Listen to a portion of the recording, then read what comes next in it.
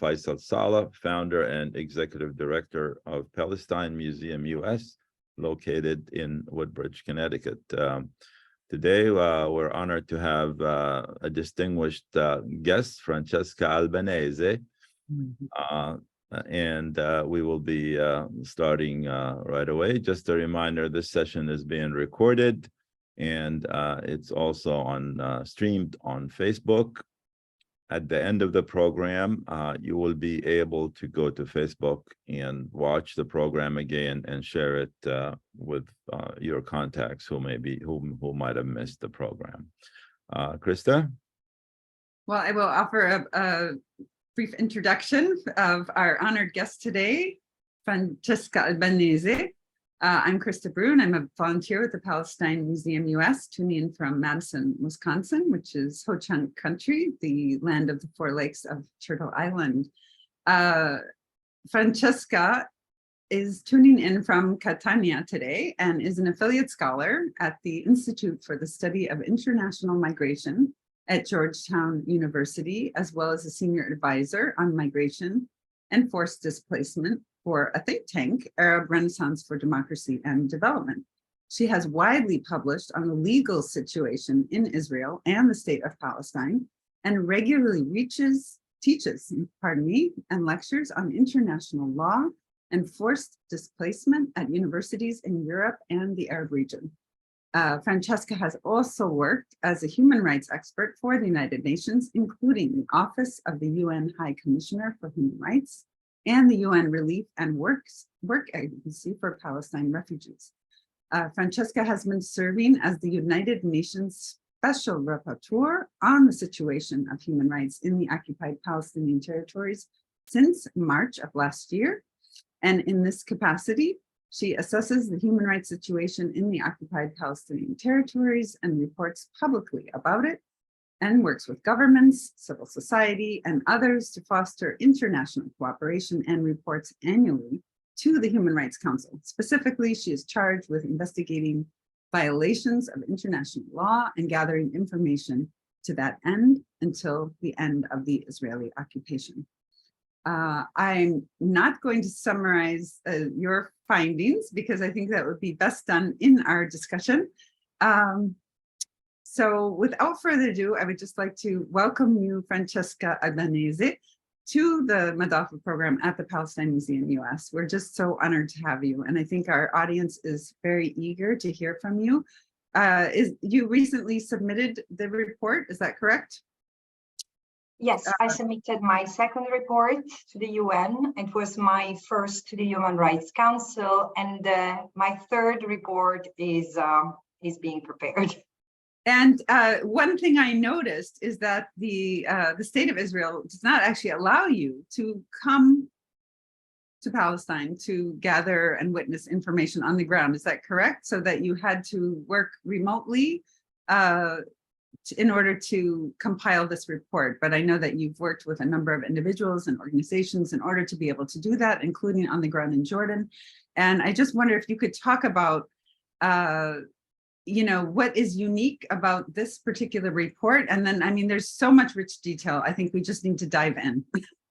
Yeah, I think, Krista, I think maybe a good idea for Francesca to, during the course of answering that question, to give us also kind of a summary of the important content of the report. Since it's a long report, it has a lot of information, perhaps it's a good idea to give us some perspective on the important things in it. Okay, certainly so. Thank you so much for having me, and thank all of you. I mean, it's almost 100 people connected. I'm so flattered, despite the fact that not many received your reminder, Faisal. First of all, let me answer the question of the entry into the occupied Palestinian territory, which is a very annoying issue that has affected this mandate for over 15 years now, because it started, as you know, I'm not the first, I'm the 8th special rapporteur, so covering the situation, the human rights situation in the occupied Palestinian territory. But until 2008, special rapporteurs, although not fully recognized by Israel, have not been prevented access. Then as of 2008, Richard Falk was arrested and detained, actually in Tel Aviv airport, and then deported. And since then, it has been extremely complicated for all special rapporteurs, including my predecessor, Michael Link, to enter. Impossible, in fact. And Israel either doesn't respond to our request, but also tries to distract. I mean, in my case, I was informally assured that I would be granted access, and then it never happened. I mean, I've been waiting for the manifestation of this intent to cooperate, at least not to hamper my entry. It has not happened, and it has caused really massive dysfunction because it's very complicated to talk to people remotely. I'm grateful to the Palestinian and many Palestinians, but also some Israeli organizations helped me organize virtual tours and meetings with interested people, including children who had been detained, and international organizations as well, like Save the Children, were extremely generous with their time and networks. At the same time, it's difficult because there were, especially Palestinians who had experienced issues with Palestinian authorities, were not, I didn't feel comfortable in relating information via in Zoom meetings. It was extremely complicated to reach out to people in Gaza. So this is why, besides the question of principle, I really reject the Israel's modus operandi and its interpretation of the law regulating the conduct of the occupying power. This is another way of abusing international law and the prerogatives that it accords to Israel as the de facto authority, because as my predecessor has argued, Israel operates outside what is permitted under international law. Nonetheless, I've had about 100 between meetings and individual and collective meetings, and spoken to many.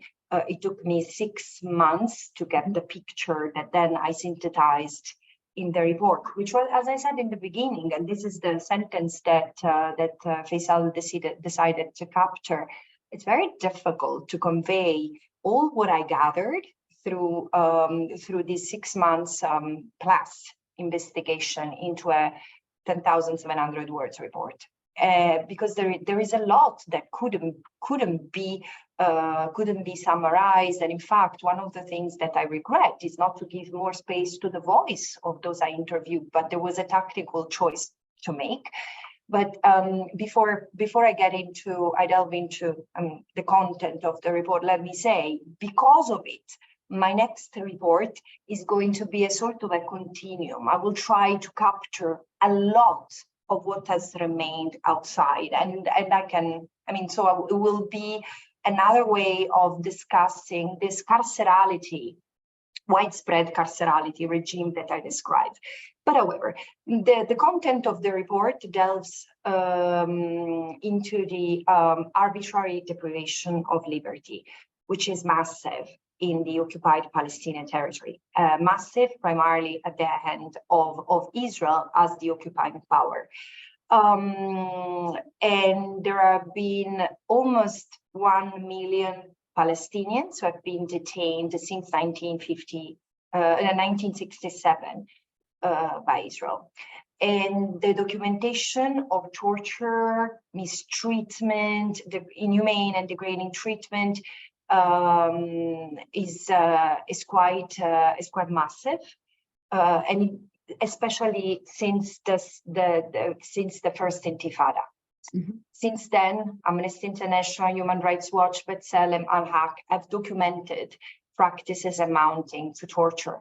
And despite this gravity documented, arrest and detention has not ceased. Rather the contrary, it has become more and more systematic.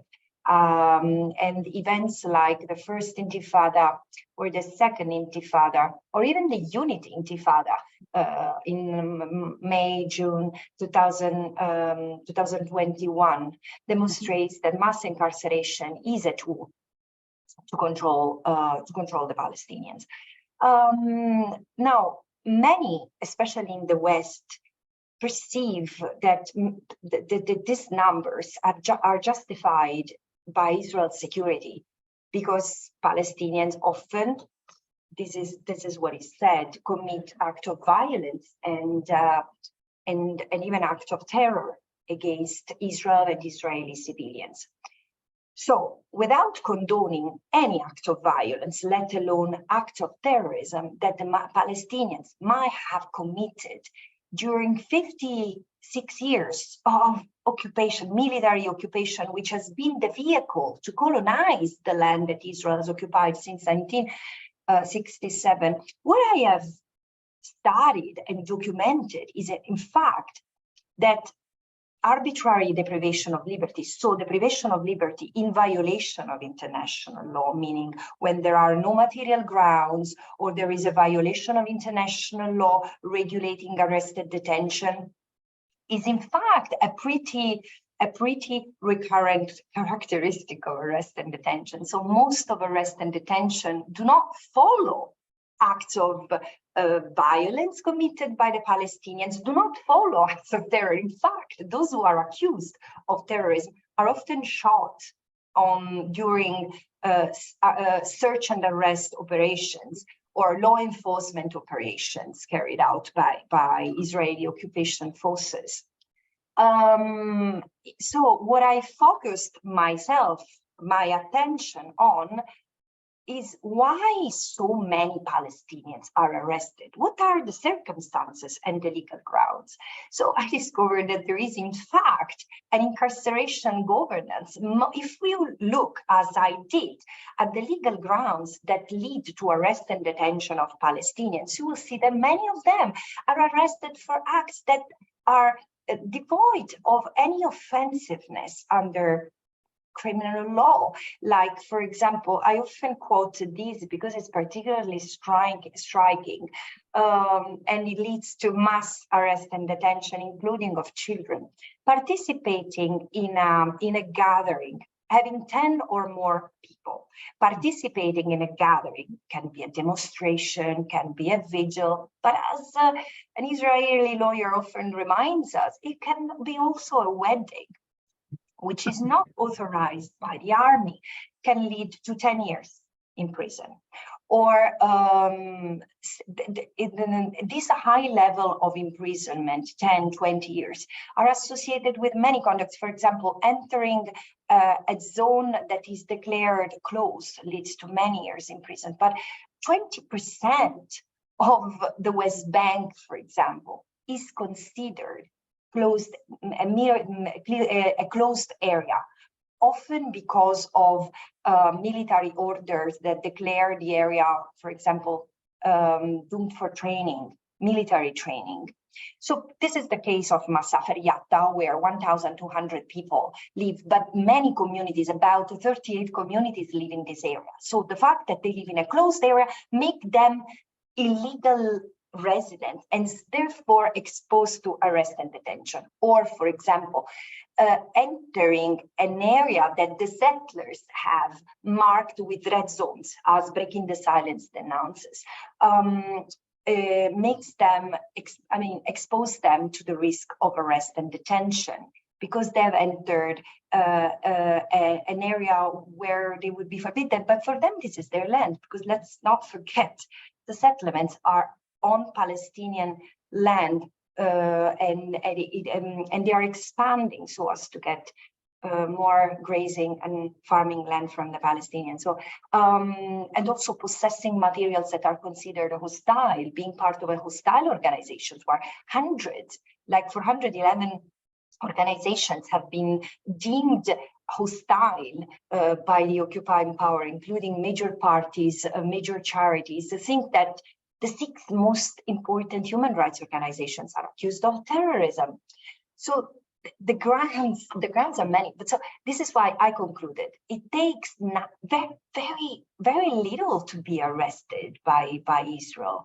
let alone the fact that the reasons why the legal grounds on which they are arrested are determined either by British colonial law, the emergency regulations that the Brits passed in 1945 that are still enforced because they've been absorbed by Israel, or by military orders that are written by the army, applied by soldiers, and then adjudicated by the army, because the judges in military courts, because military courts apply this law, are soldiers themselves who are in a hostile relationship with the Palestinians. So the system is completely obnoxious. It's not a system meant to apply international law. And so within this context, arbitrary deprivation of liberty is a constant, but think that even if there is this very tight matrix of control of Palestinian life through this legal system, even with that, there are thousands of Palestinians who are arrested without any legal ground and are detained without charge or without trial. This is the situation of administrative detention. The system is widely arbitrary, as it has been concluded also in numerous individual cases by the working group on arbitrary detention. And the other important finding I brought up, again, it's a very rich report, it's hard to summarize, but the other important finding I wanted to highlight is that detention behind bars is largely, in many cases, arbitrary. But this is part and parcel of a system which extends beyond bars, meaning although arbitrary deprivation of liberty is in legal terms associated with detention or incarceration, so being in someone's custody, in fact, the very experience of Palestinian life under occupation resembles that of a prison. Why do I say so? By adding in this way my voice to that of many historians and anthropologists, other than lawyers, who have denounced the occupied Palestinian territory being an open-air prison, and not just Gaza. Right. It's because there is a system, an intricate and multi-layer system of barriers, physical barriers that resemble the prison. This is the aesthetic of carcerality, as scholar Nadera Shahub-Kevorkian argues. It's the aesthetic of the prison with the gates, with the walls, and all the physical structures that strangle Palestinian individual and collective existence. Things of the settlements, the very way they are built around Palestinian cities and towns, the wall that cuts off entire communities and separate communities from their lands, and the thousands of physical blockage made of permanent or flying checkpoints and earth mounts and roadblocks, etc. This is, or the arteries, or the 400 kilometers of segregated roads. This is not just, highways, for example, that Palestinians have no access to. This is a system of arteries that fragments the Palestinian land in a way that makes these atoms, these parts of the archipelago inaccessible, not communicating to one another, unless, at high risk, other than at high risk for the Palestinians. And then there is the system of permits that the Palestinians have to apply for every minutiae of their life, to build a house, to build a school, to move, to take up residence, to move across the Palestinian territory, without which you are in the realm of illegality. And this is why many houses are demolished, many people are, again, apprehended and detained or deported to Gaza, because they lack Israeli permit. But again, it's a very draconian system. It's not meant to facilitate Palestinian life. Voilà. Yeah, and you talk about how Palestinians are really vulnerable.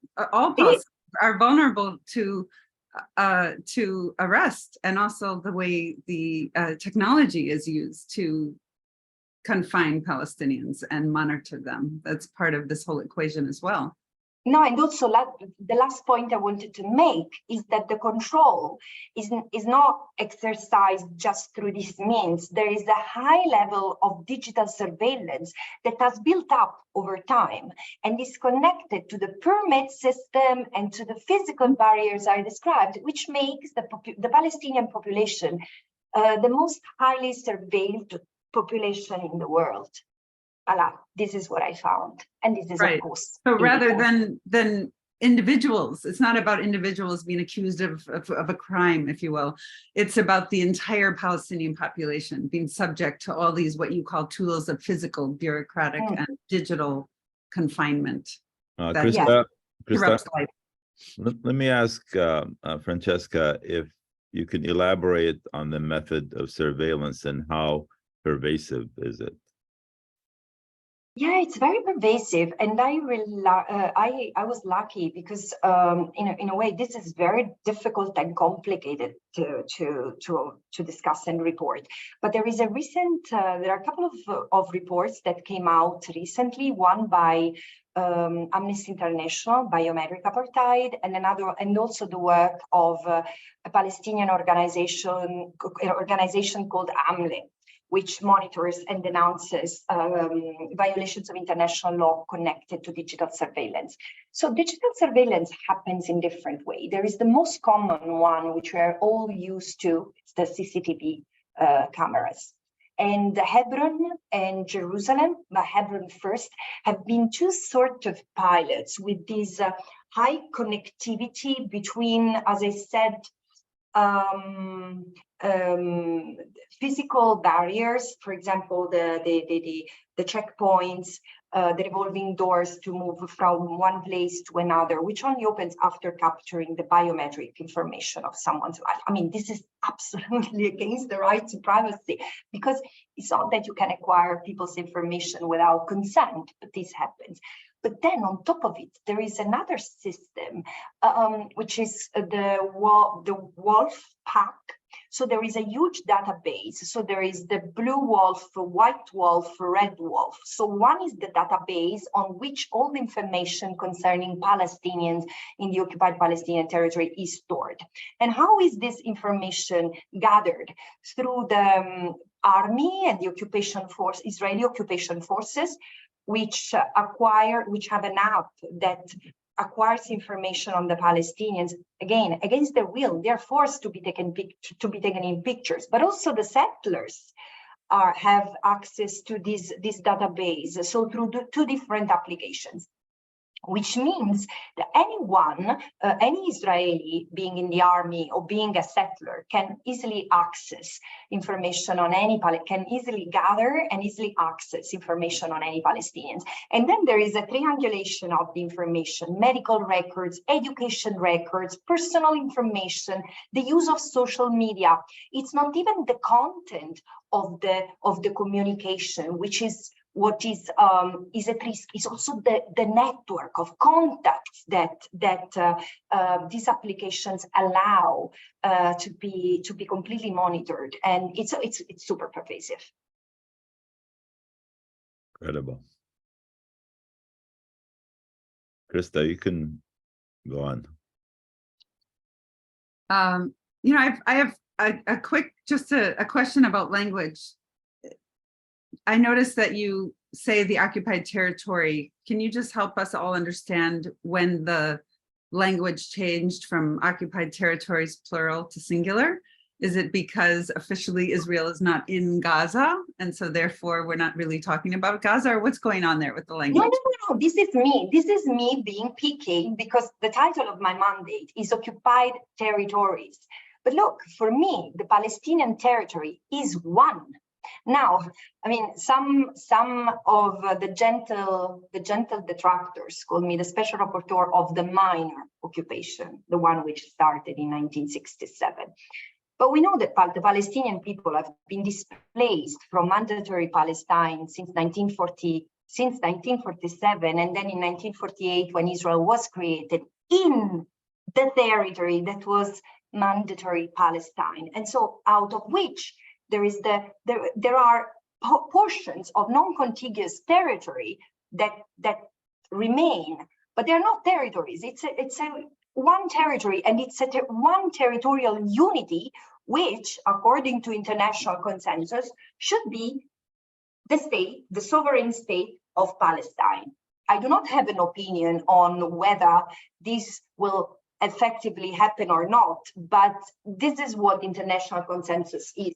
The other point is that Resolution 242 of 1967, which asked the withdrawal of Israeli troops from the territories, I believe also refer to territories because there were the Golan Heights and the Sinai. So there were many territories occupied. It's not incorrect, but in order to underscore the fact that there is one territory that the Palestinians, can claim for their self-determination in the form of an independent sovereign state, I prefer the use of the singular. I didn't want to leave out Gaza at all. Okay, well, thank you for clarifying that, because that was where my mind went. I wasn't sure, even though, of course, you're talking about the whole area. So what does the report say about Gaza, Francesca? Gaza is the area. Imagine a prison. Gaza is the part where the surveillance reaches the maximum. This is where people who have to be punished are sent. But this is not coincidence, because, for example, there have been many cases of deportation. I was living in the occupied Palestinian territory, in occupied East Jerusalem, when the military order that qualifies Palestinians as infiltrators who have to be deported to Gaza was passed. And this has this has happened to many Palestinians, also to the Palestinians who live in the West Bank without being registered with Israeli authorities as West Bank residents. It's extremely sensitive. And so, looking also at the level of surveillance and the level of control that Israel still exerts over Gaza, is the maximum security area, I would say. And yet it's not actually a prison. People live there. There are people who were originally from Gaza and live there and happen to now be enclosed in this outdoor prison. You have refugees who live there since 1948. And then, like you said, there are people who are sent there. And so it's another example of that extreme, complete subjugation of the entire Palestinian population within Gaza, within the larger context of Israeli control over the entire area. Yeah, 75% of the Palestinian population in Gaza, we shouldn't be calling them Gazan, but the Palestinian population in Gaza is made of refugees from 1947, 1949. Tell me about the influence the UN has. If we just go back in history, it was the UN that proposed the partition of Palestine. It was but then there have been, I'll use the word umpteen, which means many, too many to count, resolutions condemning various aspects of Israeli policies and practices towards the Palestinians. Now you're in a position to publish these reports. The cat is out of the bag. We have lots of consensus around what is wrong with this picture. So what is the actual, how do we get accountability here? The UN's hands in some sense are tied by the American veto power, and what recourse do Palestinians have to hold the state of Israel accountable for historic and current transgressions against the entire population? Yeah, what I can say, because my mandate is limited to the 1967 occupied Palestinian territory. One fact is undeniable, and it has been recognized by the General Assembly because of the way the question of Palestine started. So with the proposed, it didn't start with the proposed partition, but it was a very poor and attempt to resolve a question which also involved the self-determination of the people in Palestine, and a tragedy that had been unfolding in Europe. So everything was solved in a way which has created incredible problems particularly to the Palestinian people.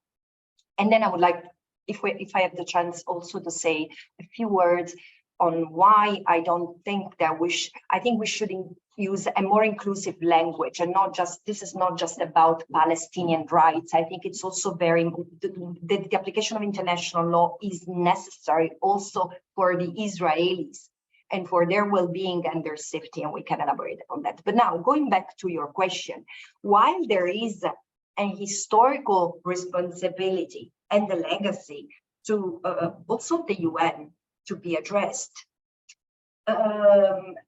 it's very hard to discuss of this without taking into account the lack of effectiveness, and I'm sorry to say that, but lack of effectiveness of the United Nations vis-a-vis the current situation. And that's seen, I think it's impossible to deny that the situation has worsened in the last 14 months.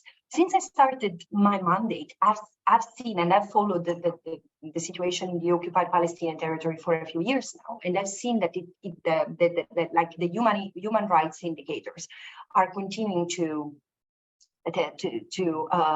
worsen. Yes. And nonetheless, even in the face of a population left defenseless, aggressed by the army and the settler population alike, exposed to the hateful rhetoric of many members of the new government, and still there is a reticence to take action.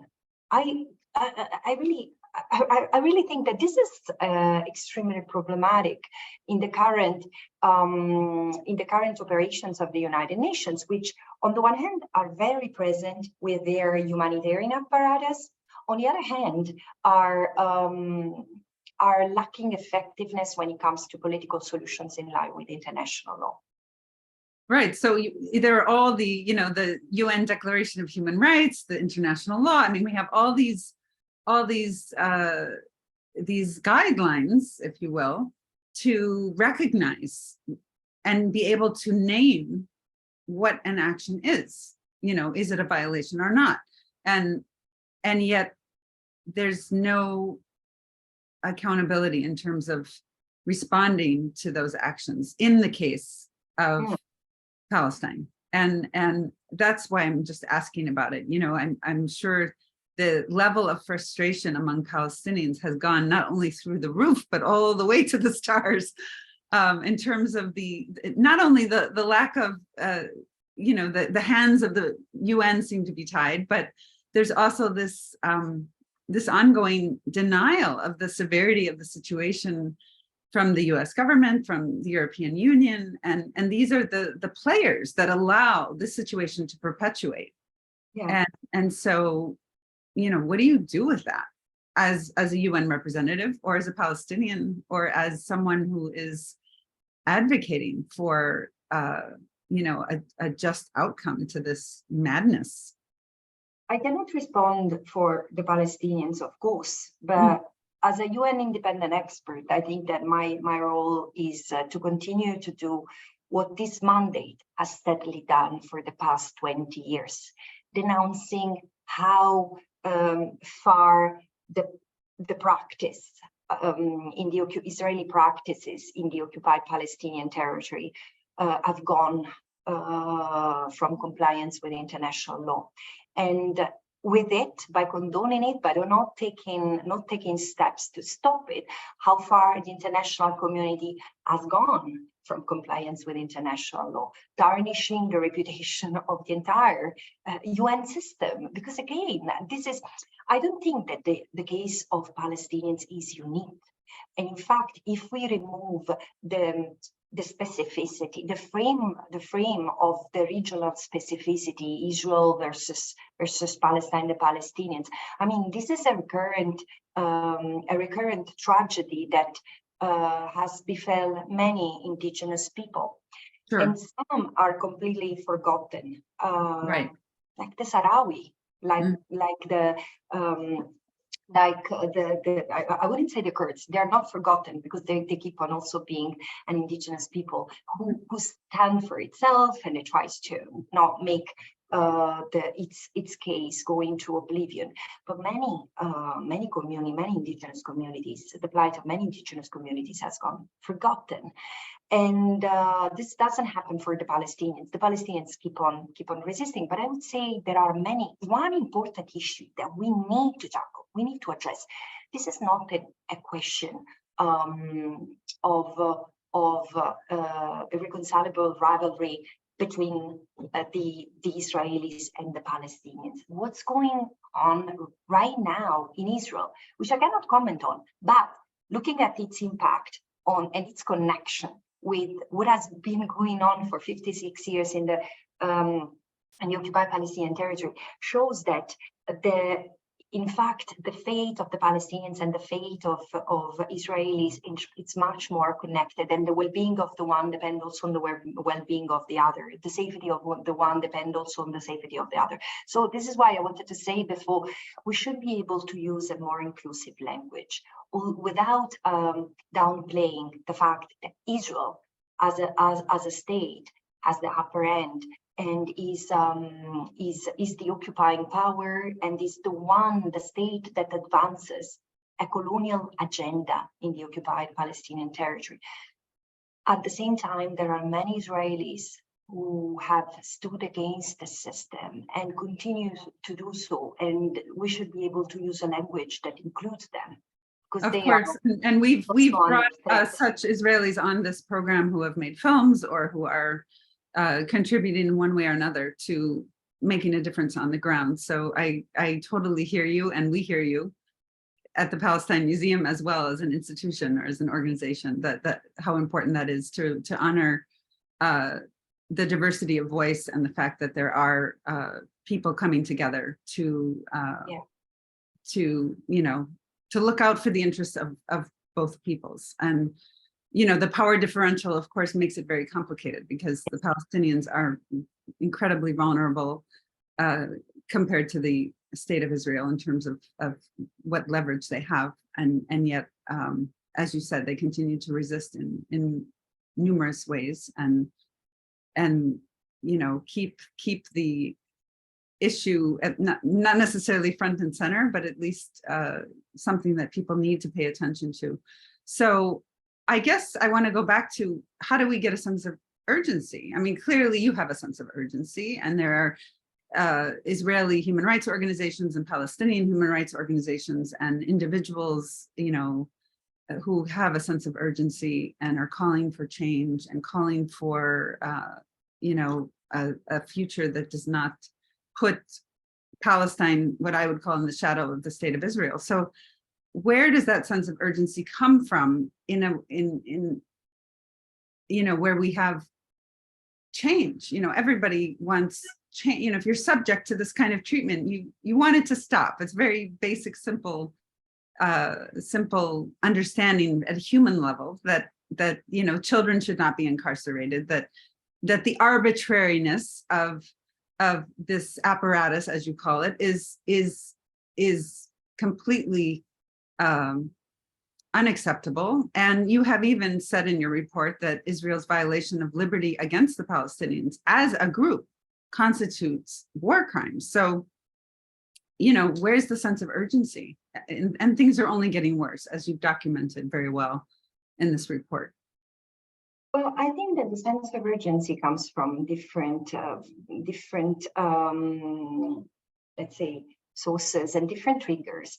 There is, first, again, I do see it rooted in international law and primarily human rights law.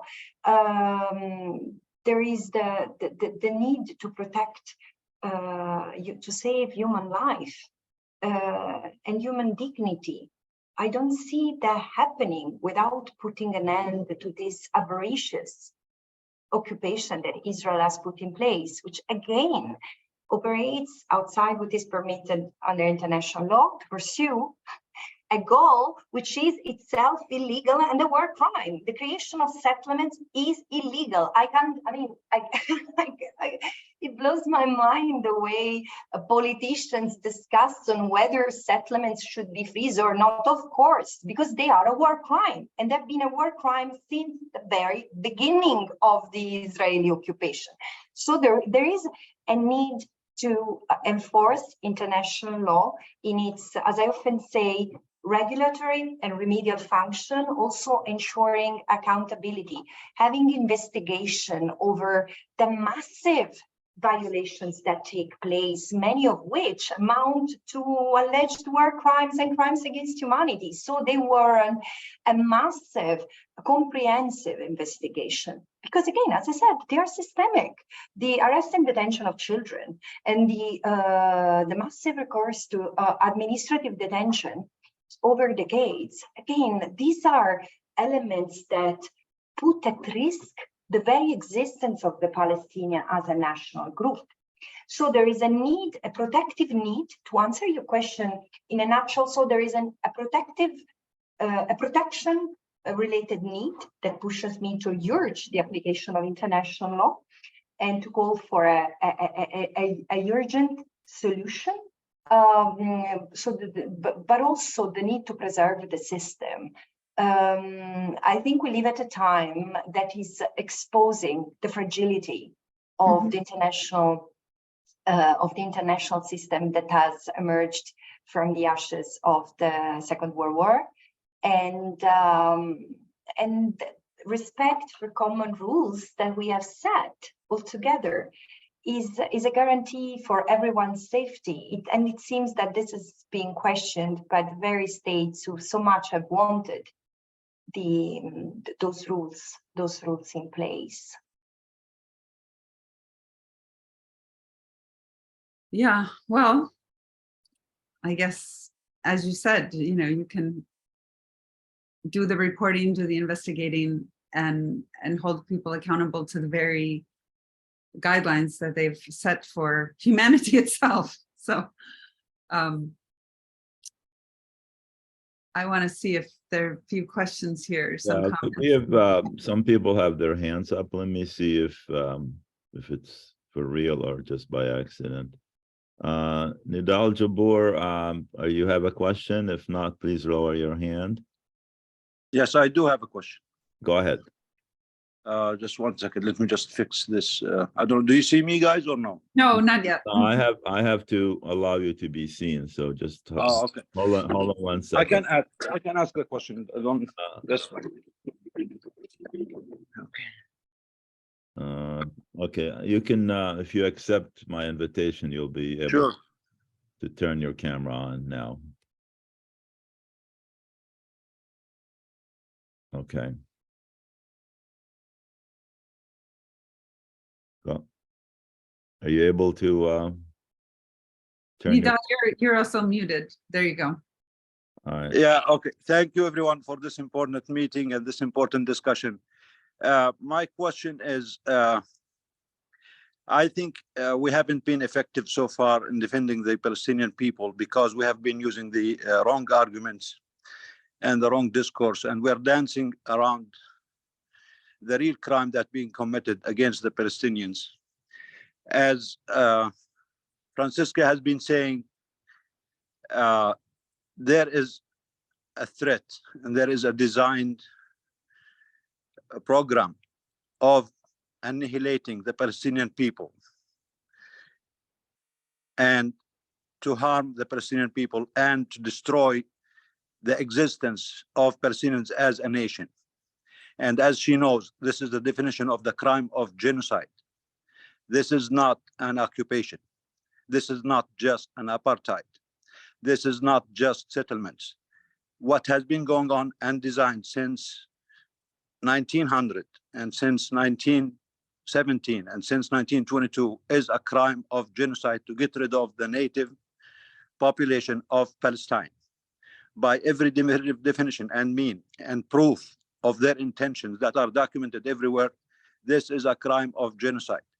And unless we treat it as such and recognize it as such and fight it as such, we will always fall short, because that is what the Zionist entity is good at, to keep us busy with the details, a settlement here, a house there. Yes. Do you have a question for Francesca? Yes, the question for Francesca is, Francesca, what you are saying is the definition of genocide. So why don't you say is a genocide?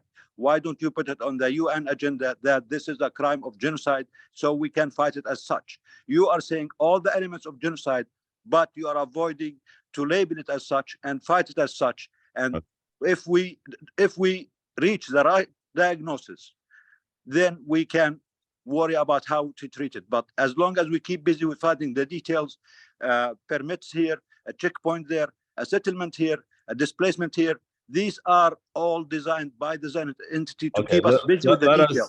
Let us have Francesca answer you. Thank you so much for. Thanks, Nidal, for your comment. Thank you. I wonder if you want to take more questions. Otherwise, I will answer this. Nidal, there are many people, including many scholars, many genocide scholars, who have reached out to me, encouraging me to study this. And if I do, I need to do that thoroughly and provide evidence. I have not used the word genocide in my work because I've not made that determination, and I've not investigated it carefully as the case deserves, which doesn't mean that it's not my intention, that it's not my plan, that I refuse to do that. It's just that I've not done it, and this is why I've not used this term. At the same time, I'm not sure I would agree with you that the wrong words have been used, because the fact that the occupation is illegal means that it shouldn't exist, that it should be dismantled. So the fact that there is an apartheid regime means that there is a crime against humanity being committed, and that system needs to be dismantled. The fact that the occupation doesn't allow the realization of the right of self-determination, which is something that obliges all states to act upon for the realization of this right for the Palestinian people, is something that is evident, and it's really fully documented. What is lacking is not legal analysis. What is lacking is political will to follow suit. This is my modest take on the matter. Can you please, if you are willing to study more or further into the crime of genocide, are you willing to work with us? We have a group of Palestinians and doctors and healthcare workers who are pursuing this exact work into the definition of the crime of the genocide, and to collect all the evidence to support this particular crime. Are you willing to work with us, or if you know, if in any way we can provide you with more evidence, or we can work collaboratively together? Let me Nidal, no, let me take this. Nidal, I encourage everyone, because what every special rapporteur does, we receive allegations that we investigate. And so far, I cannot speak for my predecessors, but so far I've not received one single request, written request to investigate this. As I said, I've been encouraged by a number of academics. But definitely, yes, please send me any evidence you have, and I will be very happy and obliged to consider. Let's suggest that you take that offline. Thank you, Nidal. We have Nihal. Yes, Nihal, are you? You have your hand raised. Would you like to speak? If we allowed you to speak, go ahead. Nihal. Okay, it's by mistake, maybe. Let's try Joaquim. Can you remove the windows, Faisal, so we don't have the screen filled up with so many windows, just one at a time? Which windows are you talking about? Like Nidal, Nihal, since they're not on my window here. Okay, because they're still showing up on mine. I'm just curious. Okay, I will do that. Just give me a moment. to keep it at one at a time, to keep So, the screen. if you Yeah. raise your hand and you didn't mean to talk, please lower your hand to make it easier for us to figure out who is talking or not. Okay, 1 second here. Okay. It looks like Joachim has a question. Hi. Go ahead. I was working with, can you hear me? Yes. We can hear you. Yes, okay. I volunteered some help for Martin McMahon in Al-Tamimi v. Adelson. And it was a genocide case and a RICO case. It faltered because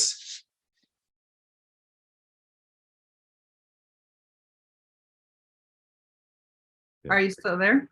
Whoops. Yeah, he's joining us as a panelist. Just give him a second. Oh, okay.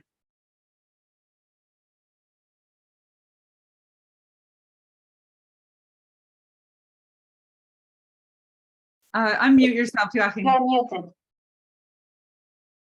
Unmute yourself. Yes. There we go. Here we go. Okay. So the case more or less fell apart and ended without prejudice because Martin died and Adelson died. But it really did scare a lot of people. So there really is a threat if you use the US courts, which can also deal with genocide, that seems to be effective. So I was thinking, and what can the UN do to sort of make this threat more obvious?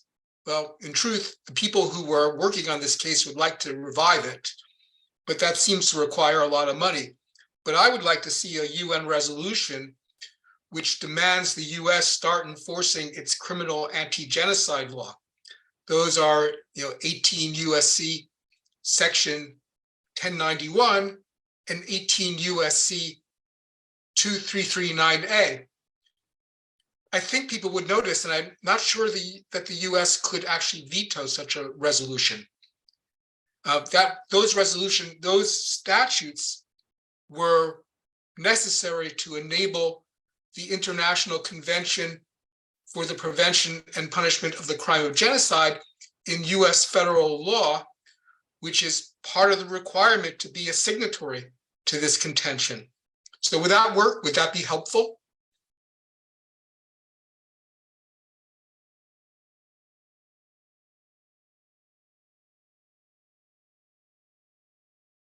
I don't hear anyone. Francesca, are you thinking?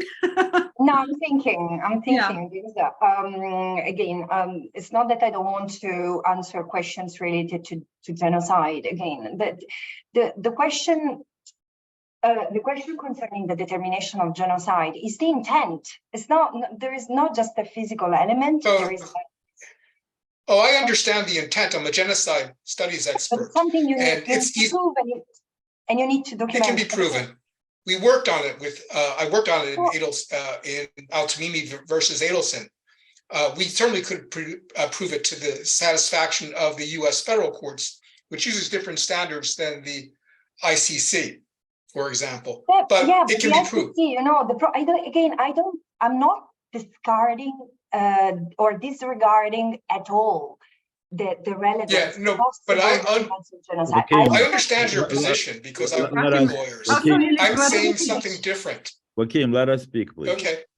The thing is that the ICC has ample documentation, ample cases to investigate, connected to the settlement, connected to apartheid, connected to the bombing and killing that has occurred in numerous military assaults on Gaza, and it has not acted upon it. So there are two things here. While it's absolutely worth looking into whether Israeli conduct against the Palestinian people also amounts to genocide, I'm not saying no. At the same time, I also say let's reinforce the thinking around the use of domestic courts, national courts, for cases. Again, I'm not familiar with the jurisprudence you are mentioning, so I cannot comment on that. I would be very happy to study those cases, but I'm also saying let's use all the cases that have been fully documented in national courts for those courts that have jurisdictions over war crimes and crimes against humanity, because this would already be an important step forward.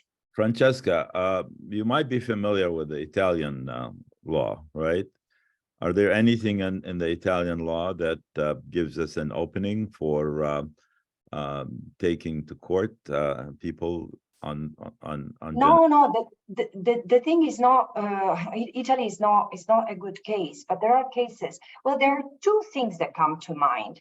First of all, many countries have laws that allow for the prosecution, for the investigation and prosecution of war crimes, crimes against humanity, and I think genocide as well. The other thing is that there are many cases of double nationality. Now, everything that, I mean, not everything, but most of the violations that take place in the occupied Palestinian territory is documented.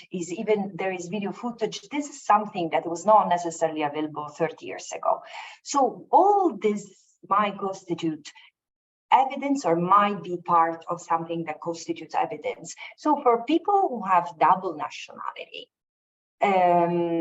including many settlers, including people serving in the Israeli army, why not to explore the use of domestic courts? I do trust the law in not 100%, to a large extent. So I think that this universal jurisdiction should be explored to the fullest.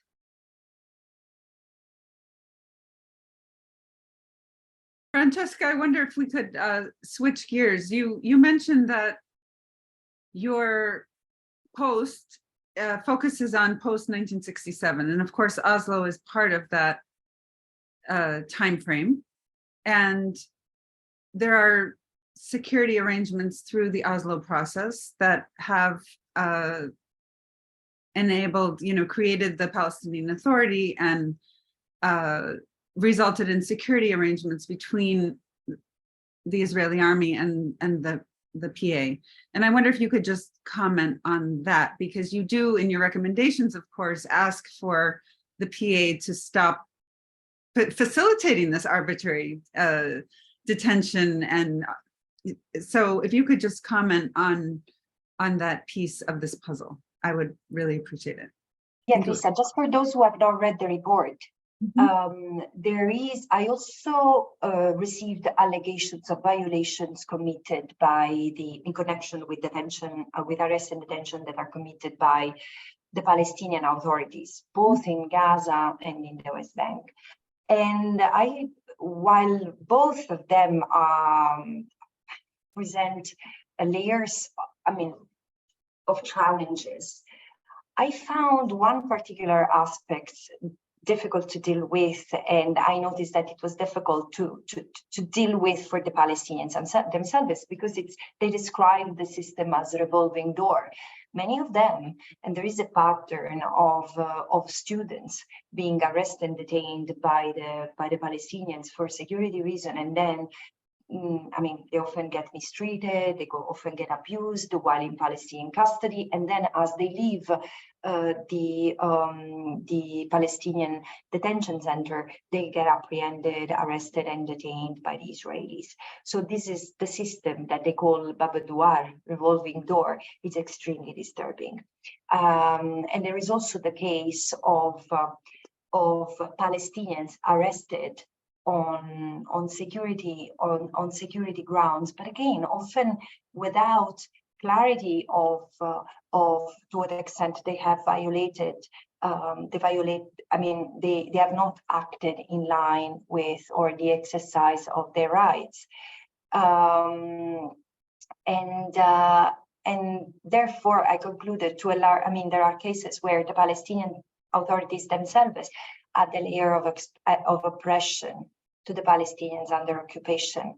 The flip side of it, of the Palestinian Authority particularly in the West Bank, or solely in the West Bank, being tied by the security arrangements with Israel, is such that in cases where the Palestinians are effectively facing a situation of danger or imminent threat, like it has been on the occasion of the many settlers' assaults on Palestinian villages, Hawara is one of many at this point. There was no one to protect the Palestinians, these villagers. The Palestinian Authority and the Palestinian security forces, as per the Oslo Accords, is not geared to defend, to protect the Palestinians. Exactly. So who's supposed to protect them? Okay, let's I call for an international protection present. yeah, let's take a question from another person. We have a couple of questions to take. One is from Richard. Richard, do you have a question? You have your hand up and I enabled you to speak. Richard? Can you hear me now? Yes, we can hear you. Okay. Firstly, I'm a member of the French Jewish Peace Union. I'm calling from France, and we're a component of the International Jewish Collective for Justice in Palestine. And we do not use the term genocide in the sense that the International Criminal Court has defined the term, although there's a threat of genocide, so there's a nuance there. We do say that this is a situation of apartheid, of course, imposed by Israel against the Palestinians. I have a question concerning vocabulary that Francesca used. You talked about one Palestinian territory. You used the singular term as opposed to saying territories, the plural term. And you says because there's only one Palestinian territory, which if I understand correctly, you're referring to mandatory Palestine, historical Palestine, right? As far as an international consensus is concerned, my understanding is that the international consensus on Palestine is based on a resolution adopted by the UN on the 29th of November, 1947. That is, that Palestine, under British rule at that point, was to be divided into two states, a Jewish state and an Arab state. Now, as we know, that never came about. The Jewish state did come about, but not because of a resolution adopted by the United Nations. It came about through war. And the Haganah, which became the Israeli army, they won that war, and they occupied 78% of what was Palestine, historical Palestine. Now, the Oslo Accords were signed in 1993, and under those auspices, the international consensus had become that there should be a Palestinian state in the 1967 territories, right? So that is the new consensus, if you will, new in 1993 with the Oslo Accords. Today, a lot of Palestinians and a lot of people in the Israeli anti-colonialist movement as well, they say that there should only be one state for everybody with equal rights. Once again, all of historical Palestine. But that's not an international consensus, judicial speaking. It's a debate which is taking place in Palestinian society and in the Israeli anti-colonial left, right? So there you go. Could you comment, Francesca, on what is an international consensus? I think, formally speaking, in the judicial sense of the term, is it two states based on the 1967 border? Even if that's largely unrealistic today, nevertheless, is that still the international consensus, or is there a new one? Yeah. Thank you, Richard. Thank you, Richard. Very interesting question. And I think it's obvious to those who have listened to you that the question is very complicated. Now, one way to deal with it, in my view, is to approach the question from like a rights-based perspective. And this is what I've tried to do through my first report on the right of self-determination. Because what you said is right. There have, let's say, when it comes to statehood, there have been several steps 1947, and then if you want 1988, when there was a declaration of independence by the PLO, and then there has been the Oslo process, actually the Madrid conference, which initiated the peace process that should have led to the recognition of an independent and sovereign Palestinian state. And then the Oslo process can also be seen as sort of taking that initiation out of the initial trajectory. Now, let's stop for oneself. Let's pause for a second and look at what the right is that we are discussing. The right of self-determination that has been there even before for the Palestinians, for the people of Palestine. It has been there even before being positively codified as a human right in 1966 with the common Article 1 of the International Convention on the Civil and Political Rights and in the International Convention on Economic, Social and Cultural Rights. The right of self-determination is the right to be free. So it's a right to be free as a people. It's a collective right par excellence, and it means the right to determine themselves politically, economically, socially, and culturally, right? Now, the way you exercise that right is not set in stone in international law, while this right is set in stone, not the way the right manifests. So historically, this right has manifested, has been recognized as the protection of minorities. So everyone, including a minority, has the right to be fully protected as a minority, as a cohesive group. So what does it mean? That the Palestinians have first and foremost the right to be free. So for example, as a people, including the refugees, including the Palestinians with Israeli citizenship. The fact that Israel exists as a state means that, for example, the Palestinians with Israeli citizenship need to enjoy full citizenship with them being a minority in order to enjoy the right to self-determination. Does it happen? No. Actually, the evidence available suggests that they are discriminated against. Now, the extent of which is being documented by others, I cannot comment on that, but there is evidence of it. And in the case of the Palestinians in the occupied Palestinian territory, it's clear that they do not enjoy their right of self-determination, rather the contrary, neither in the form of an independent state, which the international consensus stands for, nor anything else. So for me, the recognition that the realization of the right of self-determination is a quintessential element of the state, of the independent state that the international consensus is about, is necessary. But this is also very much debated today, not debated. This is not even fully understood, because you see that states do say that the negotiation should lead to the exercise of right of self-determination. My point is no, because without enjoying their rights, the Palestinians cannot have agency in order to negotiate. So the debate whether there should be one state or two states belongs first and foremost to the Palestinians, but also the Israelis. And but the question is that the occupation must go. The colonization of the occupied territory must end.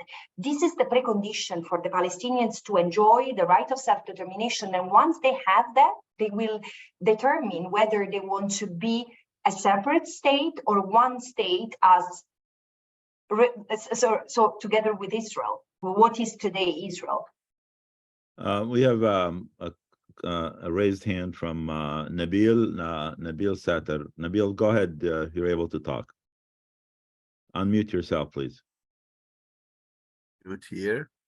Yes, we hear you. Yes, we can hear you. Go ahead, please. Yeah. I don't know if I can see the video. I see the video. Then I know I'm pressing. Keep it brief because we're very close on time. No, so- no, it's not. I just want to say, it's not it's like a question, and the quick thing here is that, first of all, thank you, Francesca. But the other thing I want to say, I want to go back to what Nidal said and to what Francesca commented, is that Nidal said that he's talking about the genocide and how do you, make it as a, excuse me 1 second here.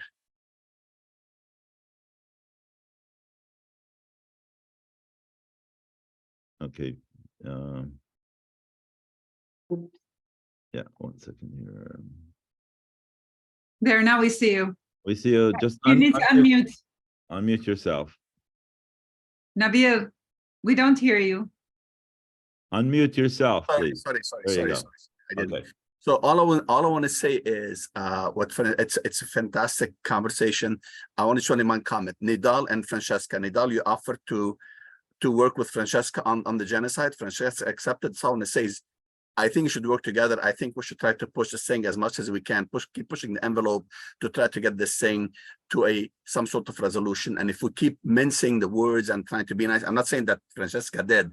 I'm saying if we do, I don't think we're doing justice. So I encourage Nidal and Joachim, I think, whatever you can send to Francesca to initiate something like this, please do. That's all I want to say.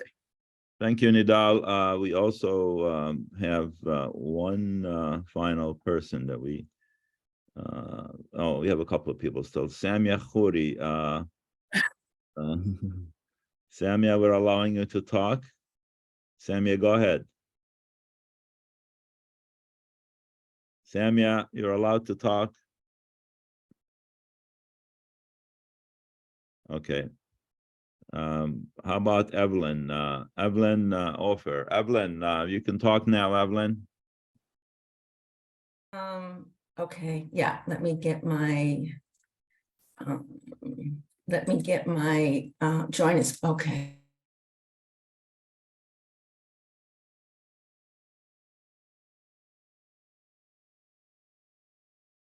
Okay.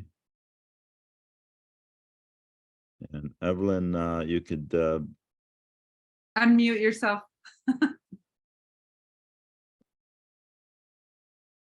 Oh, Just unmute. We see you, but we can't hear you. unmute yourself, Evelyn. Okay. There you go. Francesca, I just want to thank you. I'm Israeli, I'm Jewish. I admire your courage and your integrity. And like I said, I did hear you speak with Americans for Peace Now. My biggest concern is your safety. Not that I'm paranoid. It's just that I hold to my heart the fact that Folk Bernadette was assassinated in September of 1948, and that could have really led to a resolution, a just solution. So I'd also like to ask a question, but I don't think that's just coming from my heart and my soul. And I just wish that Israel would allow you to enter and do your work. That's all I can say. I don't have a question. I just wanted to speak heart to heart with you. And that's all I have to say. thank you, Evelyn, for your concern. I think I'm not alone in reporting and in denouncing what's happening in the occupied Palestinian territory. I'm particularly touched by the fact that you're connecting from Israel. It means a lot to me because this is where most of the attacks against my mandate come from. So yeah, thank you very much. No worries. Let's continue working for a better future for both Palestinians and Israelis. Amen. Amen. Thank you, Evelyn. I'm unmuted. Faisal, I'm unmuted now. Can you hear me? Yes, Can you go ahead, get your Samia. camera, Samia? Yes, Samia, Yeah, go I'm ahead. unmuted now. Okay, go ahead, Samia.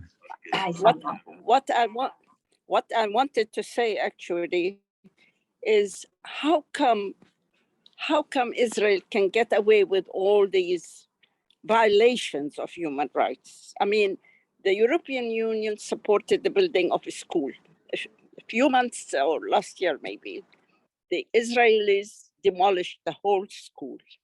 And all what the European Union announced was they are concerned. They did not even mention the word sanctions or anything. Why is this double standard? I mean, for lesser things, countries have been exposed to sanctions. The Americans throw sanctions on every other country that says no to them. Why is this not done to Israel? I'm just asking and wondering.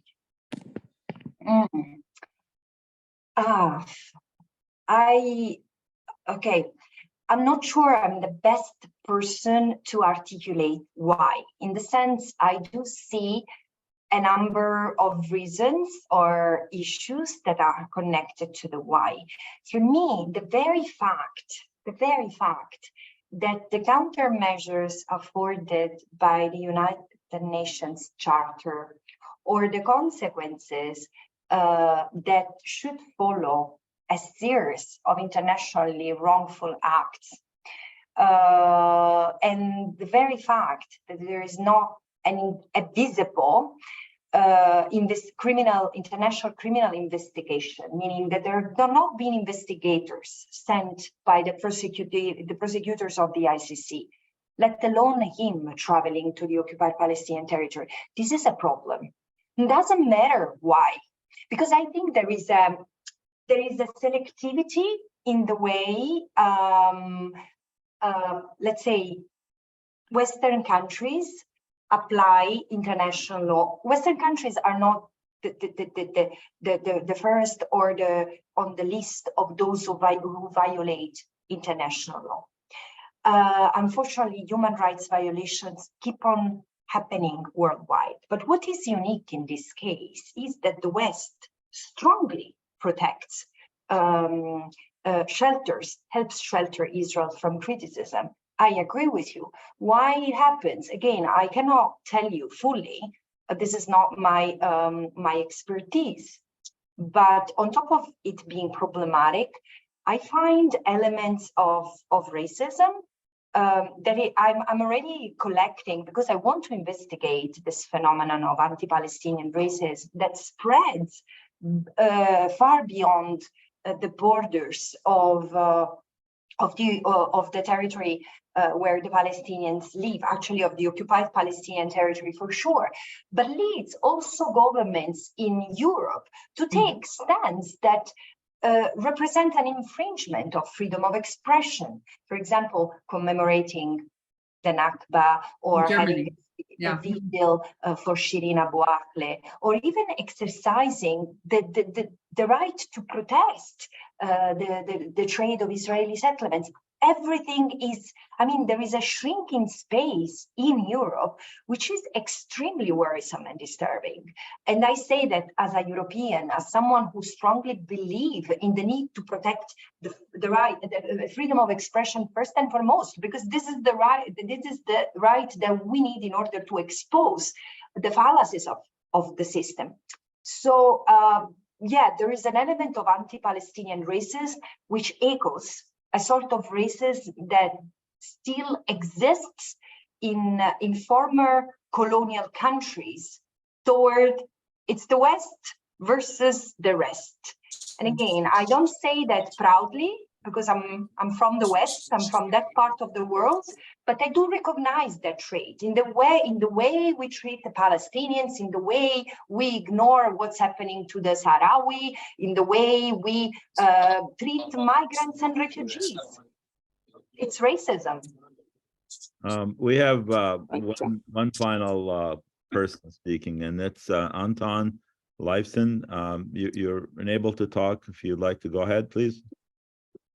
Hello. This is very interesting. I myself live in Northern Europe, in Sweden namely, and I would like to confirm your theory, Francesca.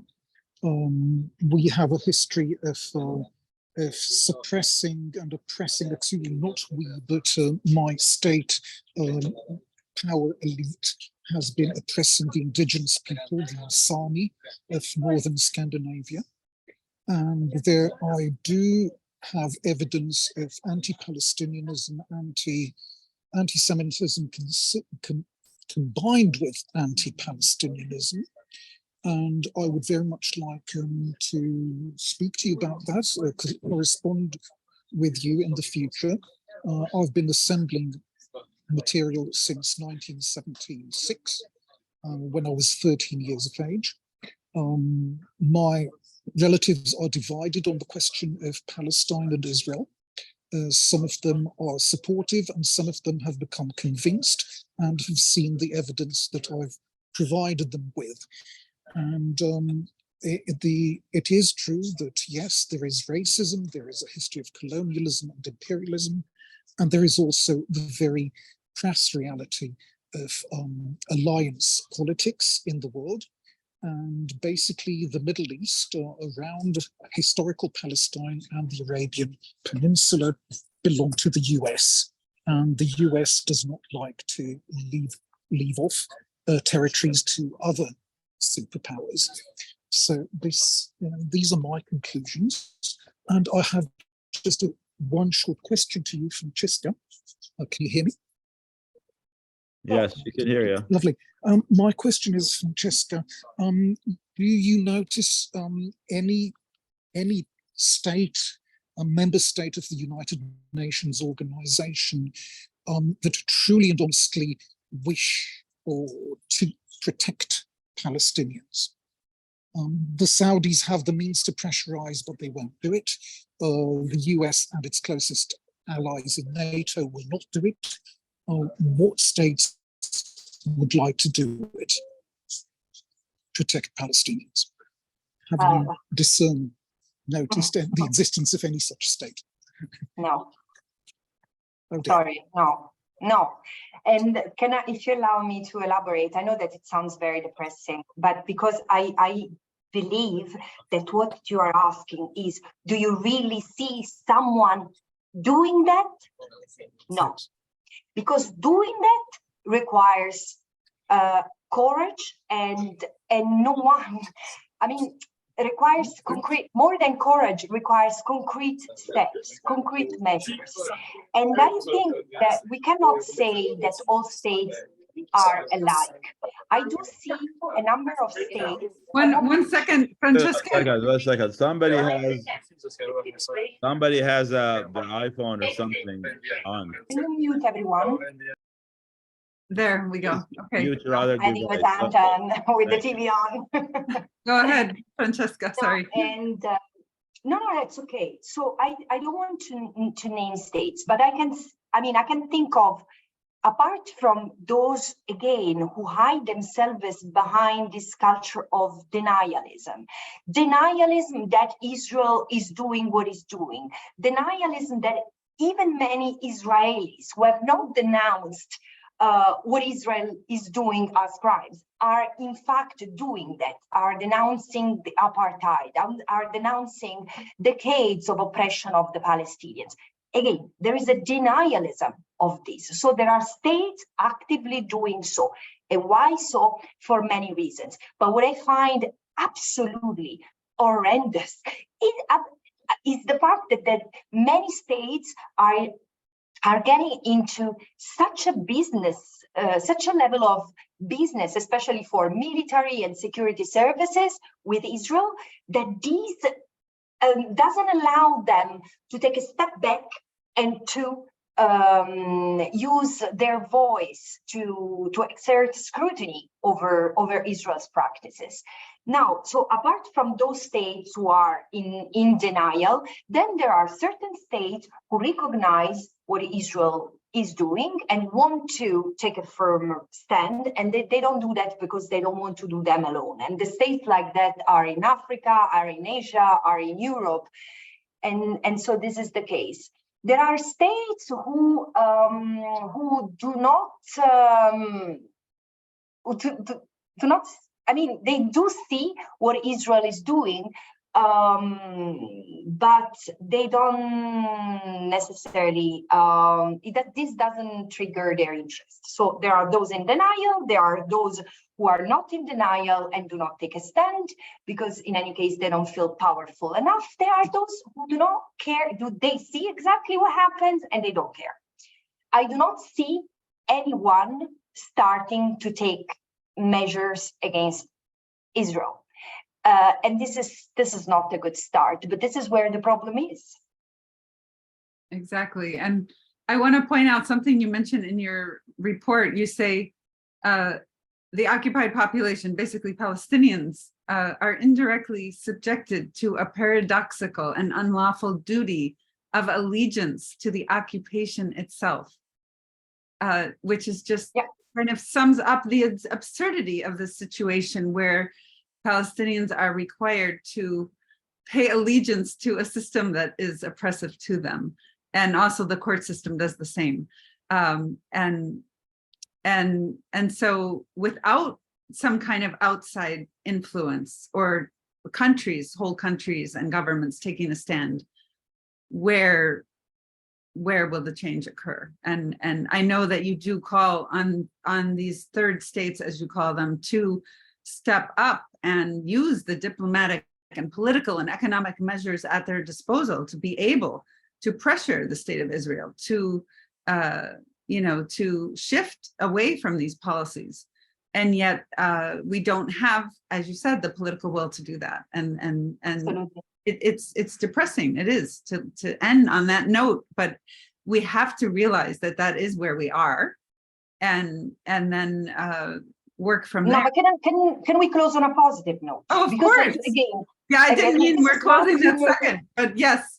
You bring us the hope. I always like to end on hope. So where's the hope? No, but it's not to lift up people's morale. But at the same time, we have to recognize that there is something unprecedented. And in as much as violence against the Palestinians is escalating and is cornering the Palestinians, I mean, this is a very suffocating system. Again, I do not condone violence against civilians that comes from the Palestinians against the Israelis. At the same time, we have to realize that this matrix of control is a shrinking cage that doesn't leave anything to the Palestinians other than this hopeless reaction to revolt against the jailer. At the same time, we do see two positive things. The fact that there is an awakening, although there are many attempts. I was seeing before someone was writing about cancel culture. There is a cancel culture. There is an attempt to silence the debate. At the same time, more and more people are denouncing apartheid. Which is unprecedented. And also, I do see the third generation, I mean, the youth, Palestinians, Jewish Europeans, Jewish Americans, and many internationals mobilizing again in a new pact of solidarity with the people in the occupied Palestinian territory, and in Israel, those who stand for peace, justice, and human rights. And this is something we have to capitalize on. Sure. Okay, thank you, Francesca, and thank you everyone who joined us today on Zoom and on Facebook. We apologize for the glitch in Zoom that did not send the reminders. It's a bug in their system, apparently. So this has been quite a debate and quite a discussion. And we just have to bring Francesca back for another session, but we'll wait until her next report is filed. And when is that going to be? Going to be in a few weeks. I mean, I have to submit it in a few weeks, and it will be about carcerality, but how this system of carcerality impacts childhood in the occupied Palestinian territory. How often do you have to file reports, and are all the reports of the same level, or there's some more important than others? Well, it's up to us as special rapporteurs, but what I have decided to do, also very much inspired by my predecessor, is to have thematic reports and to investigate issues that would otherwise remain unchecked. So this year is the year of carcerality. Next year, so I described and I discussed and announced widespread carcerality, zooming out from the arbitrary deprivation of liberty of individuals and groups. And now I'm zooming in again and to see how this system impacts the youth. So every 6 months I have to prepare to present a report, but during the year I will investigate a sole topic. So next year I'm going to look at how businesses profit from the occupation, both civilians, security, and military-related systems. Yeah, the S is important there. Well, And Francesca, for those who want to read the full report, could you provide a link for us? Yes, give me a second and I'll do that. I should have done it before. I'm sorry, I should have it, but I don't, and I was quickly trying to find it, and I figured. we probably have it, but we could send it to everybody who registered for the conference. Since Yes. there were like 350 people registered and 250 of them haven't attended, I thought. I do have it. I do have it. Give me a second, and I will post it in the chat. Wow. There Thank you so much. So everybody copy it during the next 20 seconds. You have Otherwise, to actually click on it. Otherwise, I don't think you can Yeah. copy. But if you click on it, it will open and you can save it. Yeah, this is Open will it be and save it. Yes. Thank It you will so much, Francesca. It's really an honor to have you, and thank you for all your work. We look forward to speaking with you again as you continue to document the situation in Palestine, and our hats go off to you. Thank you so much. And let me say thank you to all those who stay tuned until now. It was a pleasure. Thank you, Grazie. Faisal, for organizing. Thank you, Krista. Bye-bye, everyone. Bye, ma salama. Grazie mille. Prego. Thank you. And thanks, everybody. We will see some of you next Saturday and Sunday for our regular programming. And as we say at the end, ma salama and thank you. Ma salama.